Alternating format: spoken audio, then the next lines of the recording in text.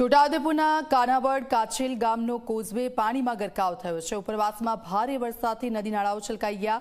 આની નદી પર આવેલો બ્રિજ પાણીમાં ગરકાવ થયો છે। કોઝવે પાણીમાં ગરકાવ થતાં લોકોની મુશ્કેલીમાં વધારો થયો। લોકોએ જીવના જોખમે રસ્તો પસાર કરવો પડે છે। લોકોએ અનેકવાર નવો બ્રિજ બનાવવાની માંગણી કરી હતી, તેમ છતાં પરિસ્થિતિ આની આ જ છે। આ નદીનો પુલ તૂટી ગયો છે, વચ્ચેથી તેરાળો છે, અંદર અહીં 5 ફૂટનો ખાડો છે। તો અહીં જે લોકો પસાર થાય છે પોતાનો જીવને જોખમ ખેડીને પસાર થાય છે। જે અહીંયા 10-15 વિદ્યાર્થીઓ છે જેમને જો સ્કૂલ પર જવું હોય તો 11 કિલોમીટર ફરીને જાય છે, અને જો એ શોર્ટકટ અપનાવવા જાય તો જીવનો જોખમ જ છે, કારણ કે વચ્ચે પાણી આવી ગયું તો અંદર વહી જવાનો પણ જોખમ રહેલો હોય છે। અહીં પુલની બનાવટ એવી કરેલી છે ને કે બસ ઉતરી નથી શકતી, કારણ કે ત્યાં બસ અડી જાય છે।